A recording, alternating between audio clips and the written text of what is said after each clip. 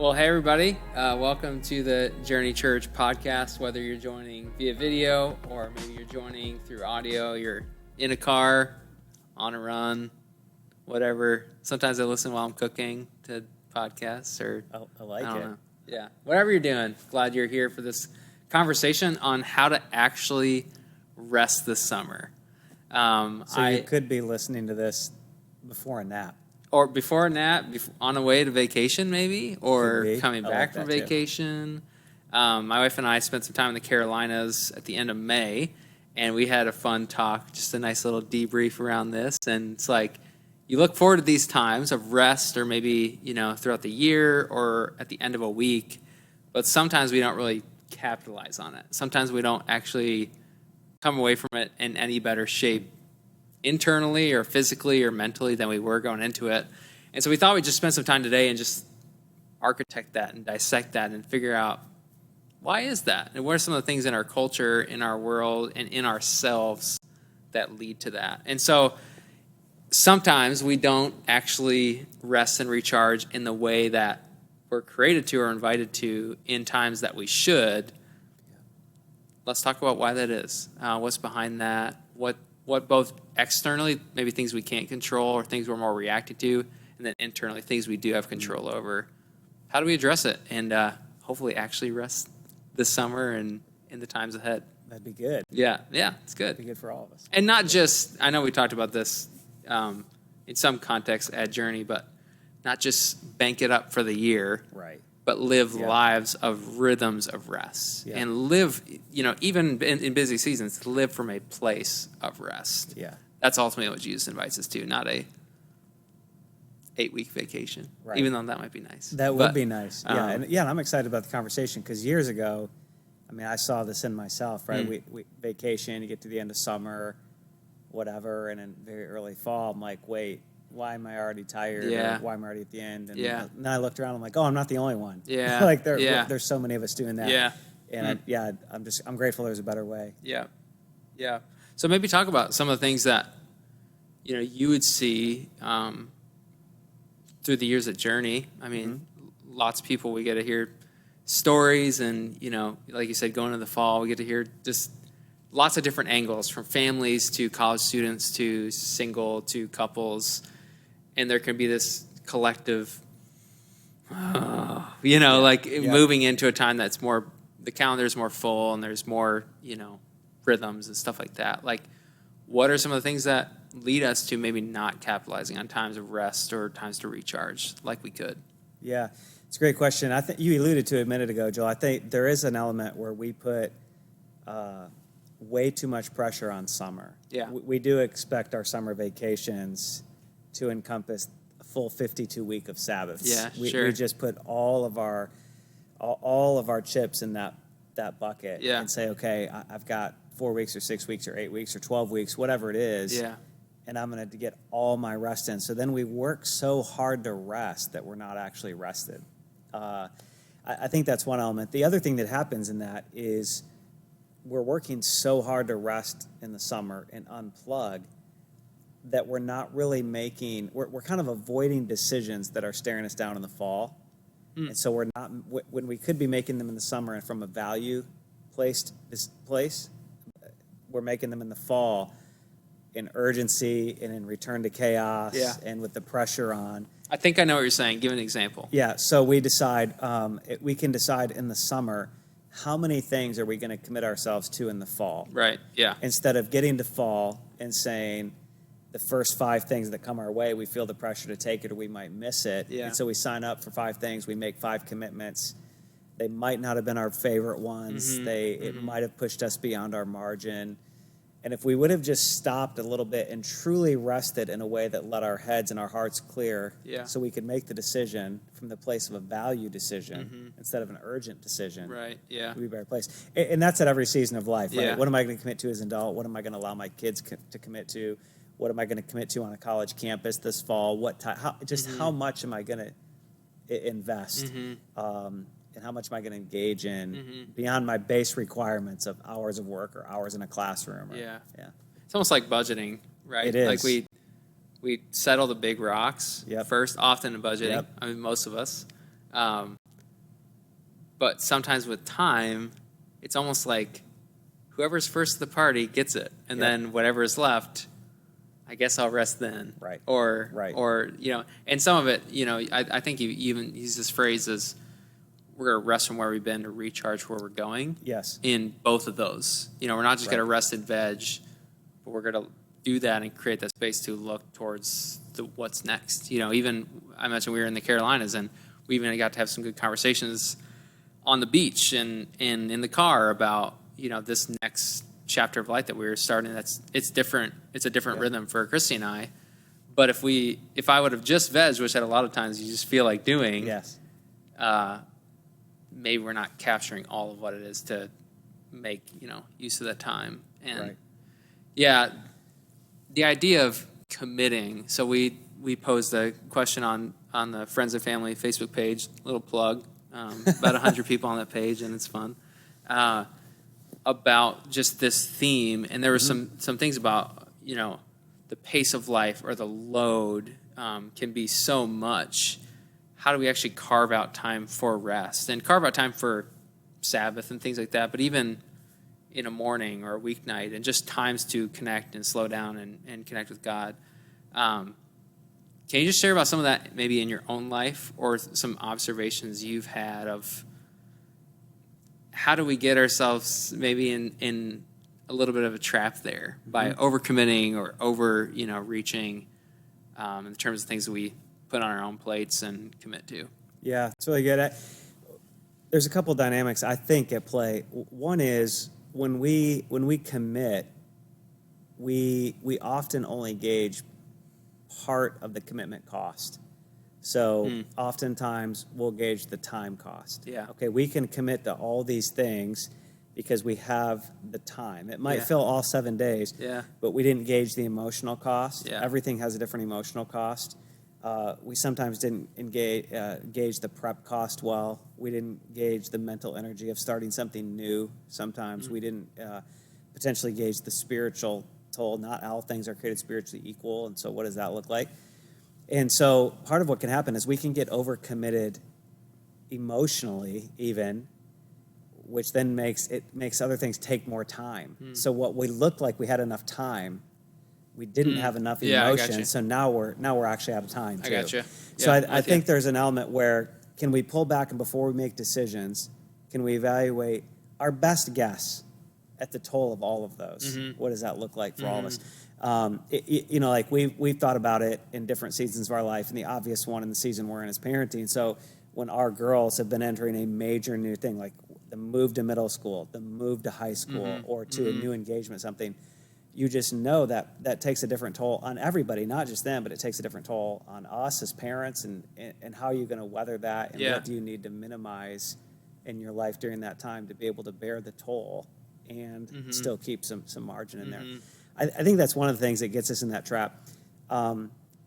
Candidly, I think the other one is we just have a fear of missing out. We have FOMO. I don't care what age we are. We don't want to miss out. Yeah.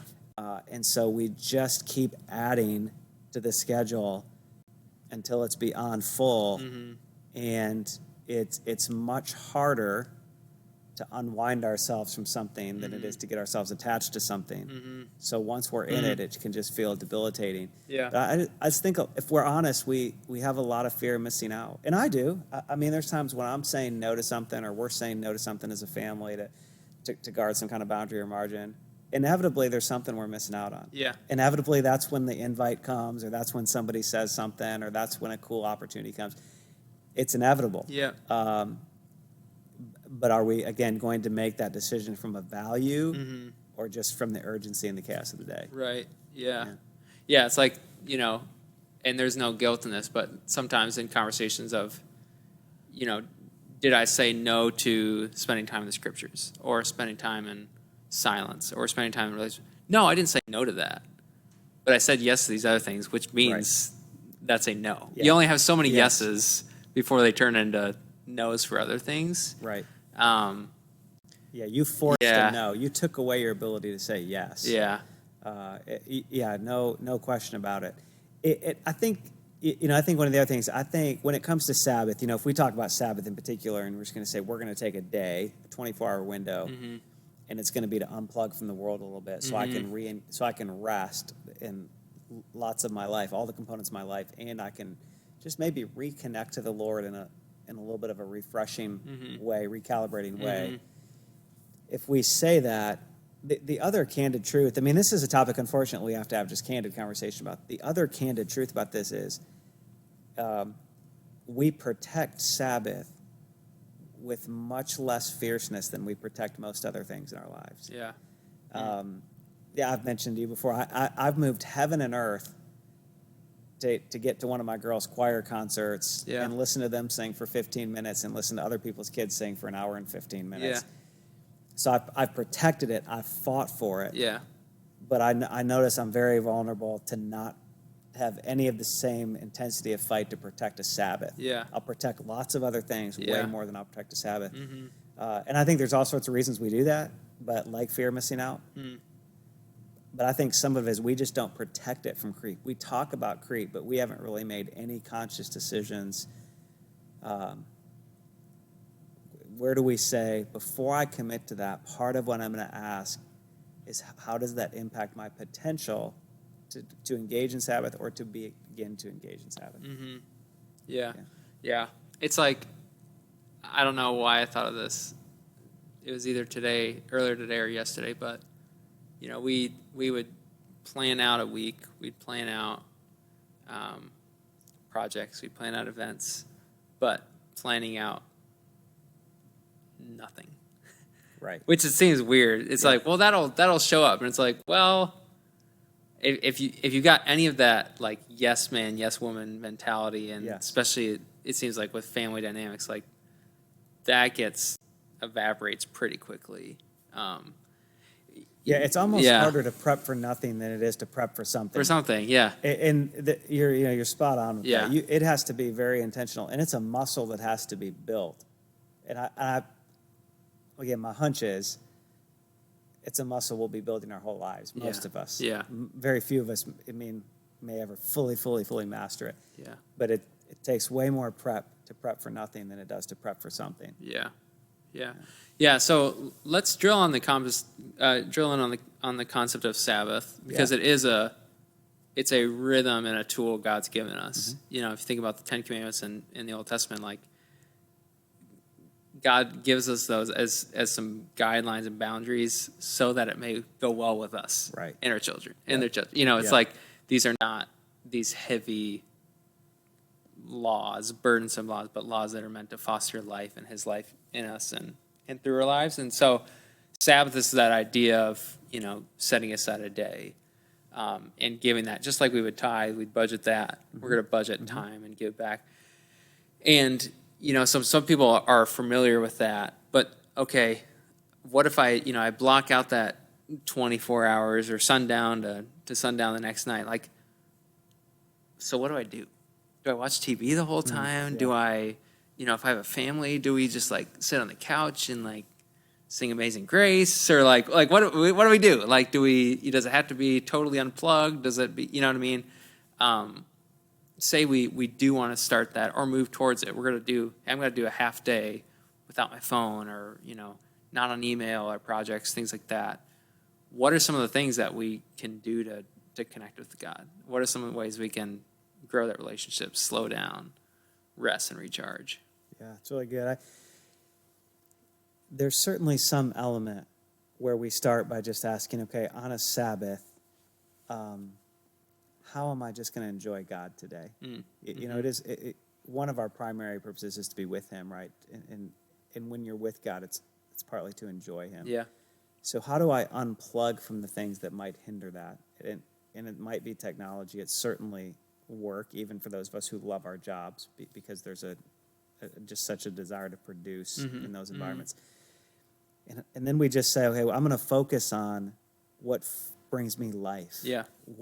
What is enjoyable to me that is not producing to prove myself or to prove my worth or to earn my keep. I was just talking to one lady who right after we got off the phone, she was getting ready as part of her spiritual rest. She was going to go in her garden. It's just very life-giving to her. Yeah. And you could actually hear the enthusiasm in her voice. Like, Yeah. she was going to go garden. Yeah. That's great. I mean, is it gardening? Is it walking? Is it some kind of exercise? Is it sometimes like some people are very artistic or making creating, something, creating? Yep. What is it that fuels that connection? Yep. And I think one of the great questions to ask in that is, okay, what is that we might often term a hobby, which hobbies are a gift from the Lord. Yeah. Hobbies are a gift. There's Yeah. no shame and guilt in hobbies. There's a thrill in hobbies. Yeah. They're a gift.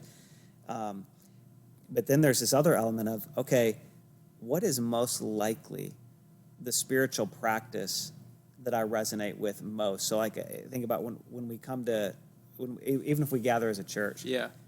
what often resonates with you most? Yeah. Is it music? Well, then listen to more music on your Sabbath. Yeah. Is it the scriptures? Then maybe read a little larger chunk on the Yeah. Sabbath. Yeah.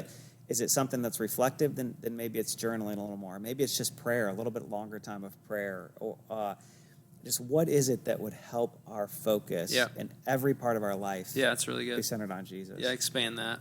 Yeah. Yeah. Yeah.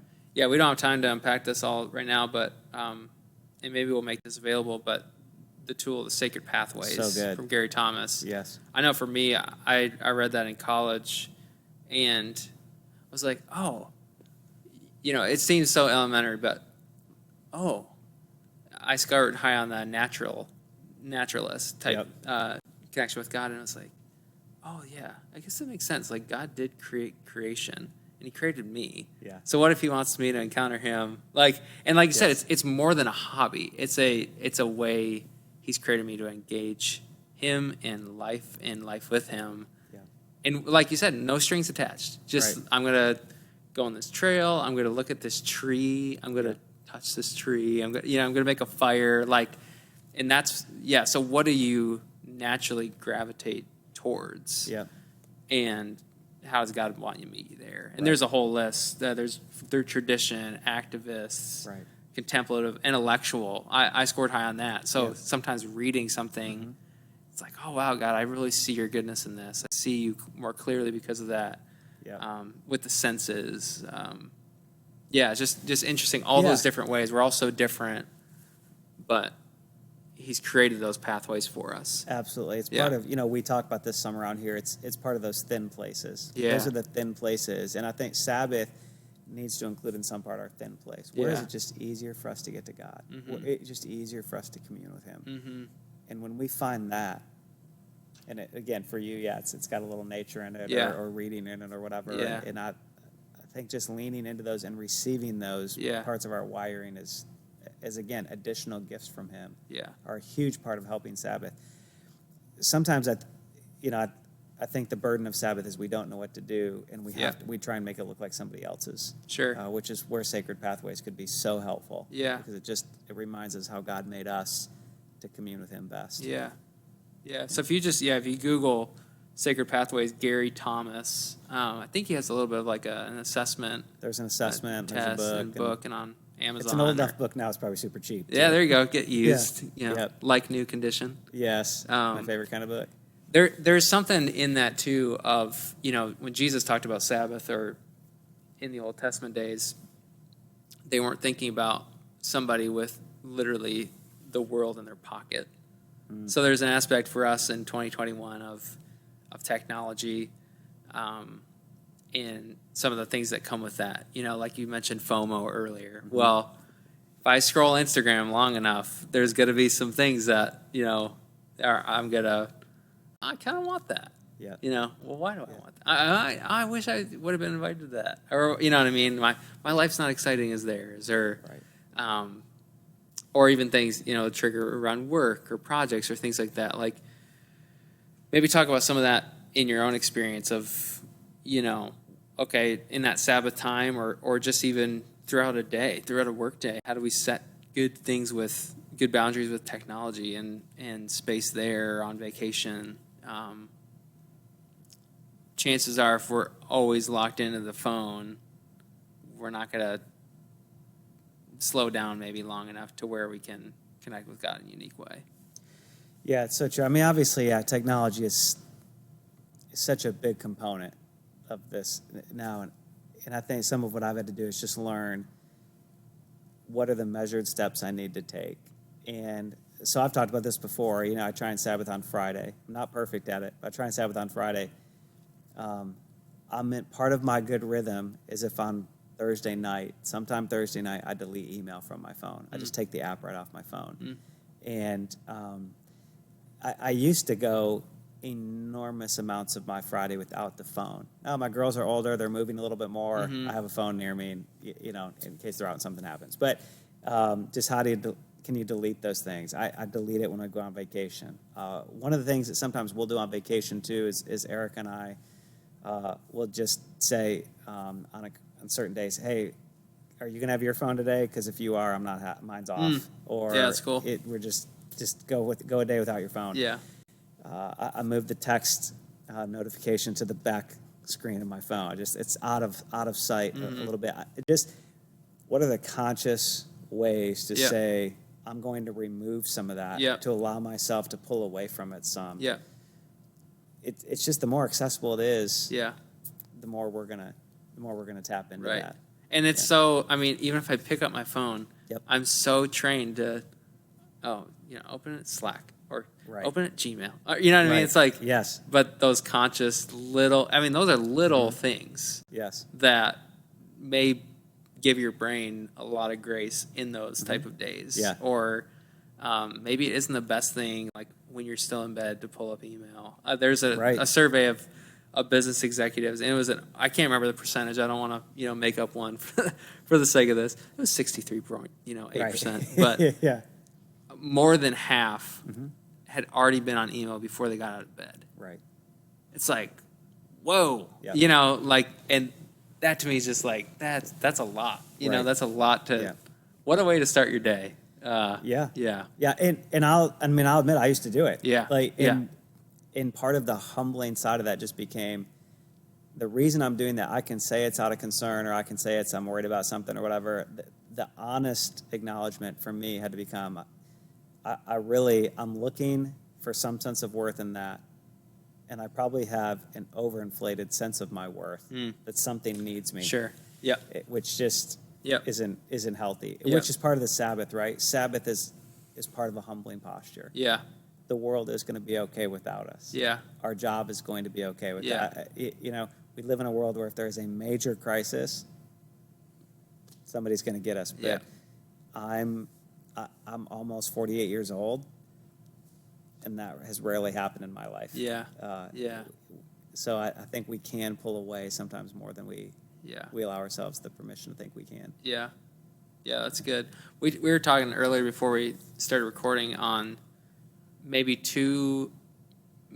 there's maybe more, but two big themes or something inside of us that might drive us to always be, churning. And if it's not work, it's this project, and it's this, or, kids this, or this project at home. And it's always that production type spinning mode, just that feeling of on. I feel like we all have our different gear of that, but when you're in it, and few of us know what it's like to be off,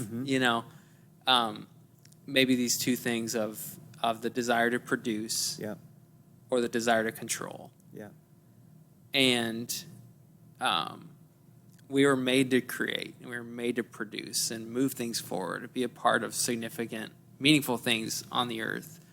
And to some level, there are some things we are called to steward and invited to steward. I don't know about fully control. Right. But maybe just talk around that. What are some things that come to mind on if that's always that 24/7 desire, how that really can stifle some good things God wants to do in us, especially in this time of rest or moving towards a thing like a summer vacation. If we're always humming on those things, what might happen? Yeah, well, and it's helpful too, I think, a little bit to go right below that and say, what is it that motivates those?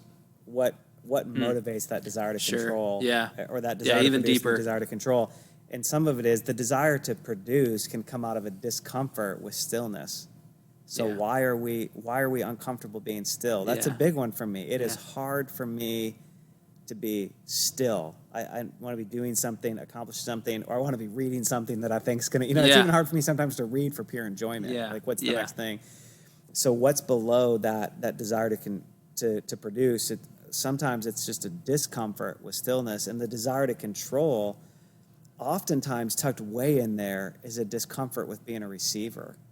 It's hard for us to receive quiet. It's hard for us to receive help. It's hard for us to receive even God's goodness. We're controlling the things that God is designed to control. We're not.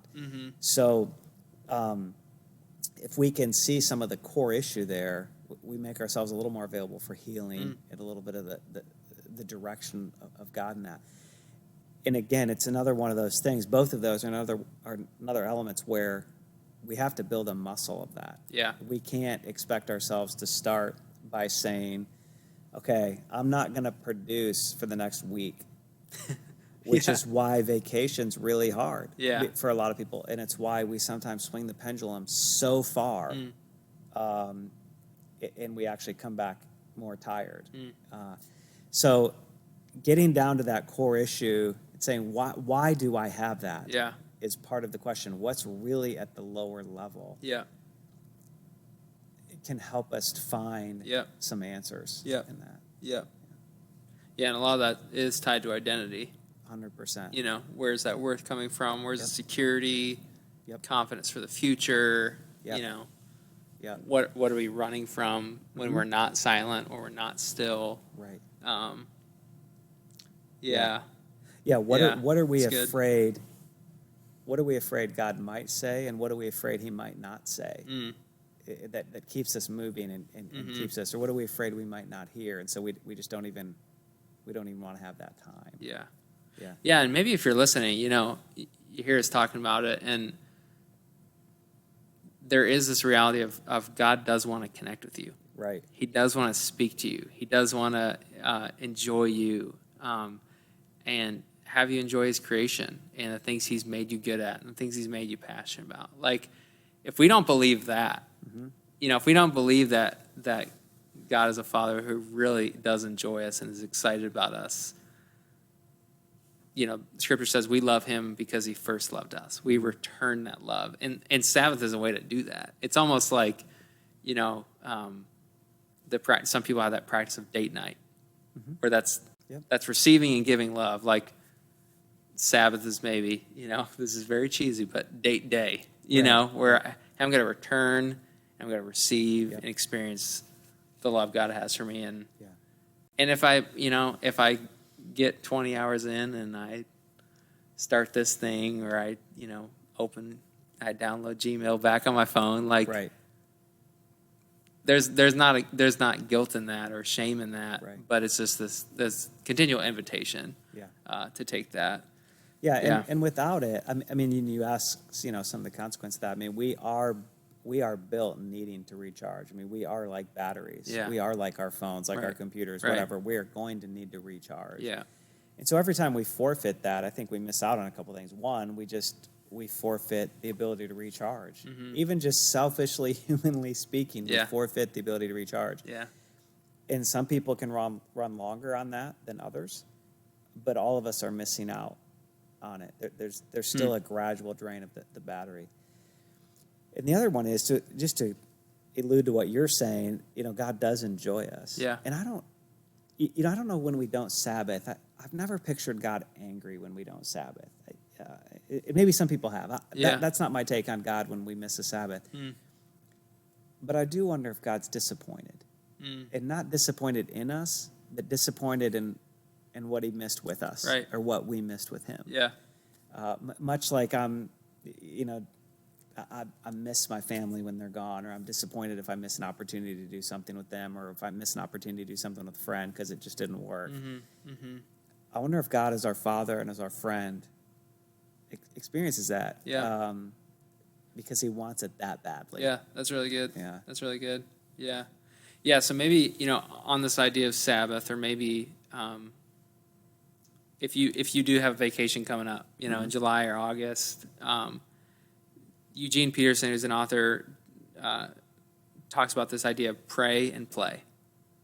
pray and play. Yeah. And maybe you just set aside 6 hours. You set aside 12 hours. You set aside, 16, 18 hours. You set aside 24 hours to pray, to connect with God in a more expanded, loose, free time. And then you'd play. You'd enjoy things. You'd have fun. You'd relax. You'd take a nap. You'd play golf. Those things. And just those two elements of pray and play can be huge for a rest. Yeah. What about just some steps? So, one thing put into practice is better than 31 good little ideas for the last however many minutes, right? So if someone's going to take all right, I'm going to try this with my family. I'm going to try this building maybe a new rhythm for our family, or for a couple or college student in summer. What could be some of those? What might be some of the steps we take forward? Yeah, and we can just talk about a few, and people pick one. Pick one. Start. Yep. And I'll start first. Maybe for families of young kids, like how do you get there? Because it is more challenging. We were joking a little bit before we started this. If you're a young mom or dad, when the Sabbath comes, you don't get to take the day off from changing diapers and feeding kids. You still got to do it. It's still going to happen, right? One day I'll know what that means, but I have no idea what that means at this point. You got to do it. I mean, I guess you could not do it, but there are all sorts of prices to be paid for that. But again, that's where the prep is harder. So at what stage can you prep? At what stage can you say, I'm going to remove as much work and effort as I can for that day. I'm gonna plan ahead. I'm gonna make meals as easy as they possibly can be that day, or maybe I'm not a prepper, but I'm gonna prep meals that day. Or what can I do? Like Gary Thomas talks about this in a different book, not Sacred Pathways, but Gary Thomas talks about this with parents of young kids. Can you prep your kids for Sabbath and to let your Sabbath be a little more complete by doing simple things like saying, hey, we have certain toys that are Sabbath-only toys. So they're toys and games and things that only come out one day a week, which can up the value and the intrigue with those toys. And so if Sabbath day is Wednesday, these toys only come out on Wednesday. These games only come out on Wednesday. Yeah. Interesting. Are there just ways we can prep the day to make it unique so our kids are, as soon as they can be, are a little more self-sufficient, which just takes a little bit of the load off of us. Not every season is created equal, right? Sabbath looks different when your kids are 2 than it does when your kids are 6 than it does when your kids are 16. Just like engaging with God 7 days a week does. Parents of infants are often not having 2-hour devotions. Somebody who's retired and kids out and doesn't have any grandkids in their house all the time, they might be. Yeah. It's just different seasons. So what can we do to prep there, especially around ideas if we're young families? I think one of the big things is just to decide. Again, almost everything we're committed to right now is something we decided. There are a few things that were probably decided for us, but almost everything we're committed to now, as individuals or as families, is something we decided. So decide on Sabbath. Make a decision. Draw a line in the sand and say, we're going to do this, and then start. And even if it's a 6-hour start for an evening or start for a morning, or, hey, we're going to do Saturday mornings until noon. We're just not moving. We're not doing technology. We're not doing a chore or whatever. Yeah. We're going to do that. And then let it expand. I think one place we can start is identify our thin place. What is that? Or our sacred pathway, just because it will help us. And then I think one of the last things I'd say is be willing to start over. We're not all going to get it right for some. Yeah. In fact, it'll have lots of iterations through the course of your life, I think. Yeah. So be willing to start over. To be starting to practice Sabbath for the 3rd time is better than never starting. Just go ahead. If you're going to re-engage it for the 50th time, it's okay. Be willing to start over. Yeah. Again, there's a lot of grace in it. Yeah. Jesus said it was a gift to us. He made it for us and tried to hand it to us. So he's very okay if we have a lot of iterations trying to figure out how it's going to work. Yeah, that's really good. So I just encourage you, if you are, if you're looking at the rest of the summer, or you're looking at the calendar, or you're just having a moment to take a little bit of an internal gauge, am I tired? Am I exhausted? Am I looking toward the next couple months, not with excitement, but with dread? What are some of those rhythms that Jesus might invite you into, and just the reality that these are things God gives us to promote and further his full life in us. Yes. And it's for your good. And so sometimes it'll feel very natural, and sometimes it'll feel weird and twitchy and what do I do? But God's got all kinds of grace. Right. And like you said, he looks forward to those times, and Yeah. he's not disappointed at you. He's almost disappointed with you when sometimes we turn towards other things. And so, our hope and prayer for you is that, you step into times like this where we do get a chance to slow down and enjoy good weather for most people listening. Hopefully it's been warm and good. And if you're enjoying good weather and you're going on vacation, talk about this. Yeah. That's a great starting point to just let this be part of the conversation. Yeah. How are we going to Sabbath in the fall? Yeah, definitely. So enjoy it now, and let's rest from where we've been and recharge for all the good things God has for us. If you're part of Journey as a church, and just for you individually. But really glad you listened to this podcast, watch on video, and thanks for being with us. Fun. All right, adios.